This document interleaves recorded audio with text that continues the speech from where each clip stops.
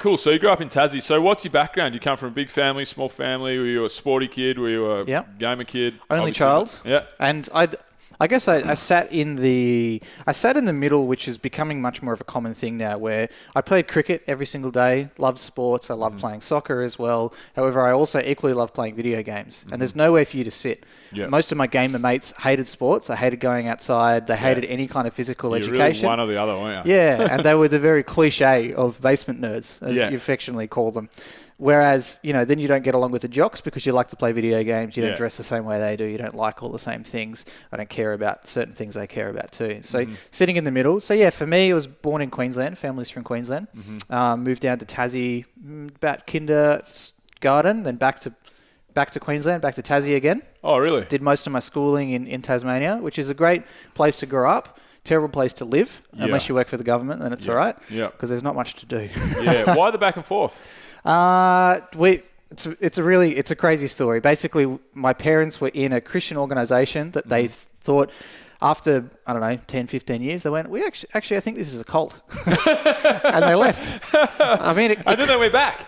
No, well, basically they moved to Tasmania with it, went back to Queensland, lived with my family, because when you leave a cult, you don't have any money. You don't have a job, you don't have any money. Yeah, you don't have any actual real concept of the world either. Exactly, yeah. So it was a semi-cult. They got some good professional qualifications out of it, but, as with these things, they're messy. But then we moved back to Tassie.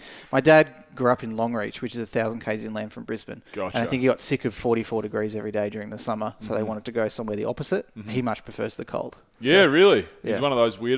Yeah. Yeah, exactly. Okay. Yeah, sweet. So Tassie was great. Yeah, I've been meaning to get down to Tassie. I just hear amazing things.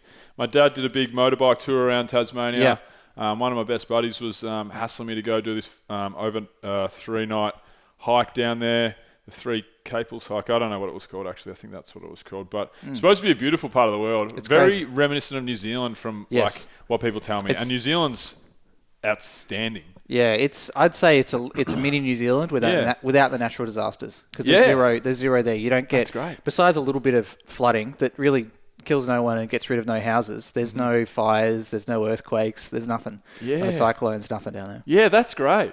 Because we're pretty lucky in Australia, but we just get everything lights up. At the drop of a hat, which sucks, But we're pretty good natural disasters wise. I think Australia, we're pretty lucky. Yeah. And the Kiwis get shaken left, right, and centre. Yeah. But you reckon Tassie's where it's at? Yeah. Safest place in the world. So it probably is, But also because there's not many people there. And that's right. A fun fact: I did Air Force cadets for about 6 years as a kid. And the wildlife. There's not as many spiders in Tasmania. There's not as many things except. From my understanding, yeah, of course. But from my understanding, is every single snake in Tasmania is poisonous. Yeah. But in all my years in cadets, going way out into the bush, doing survival courses and stuff, I didn't see a snake once. Yeah, so right. It's too cold there. They're all deadly, but there's like 6 of them. Yeah, exactly. Yeah, and they're spread out. You know their names and where they live. So just don't go knocking. That's right. Yeah, sweet. Oh, that's cool. So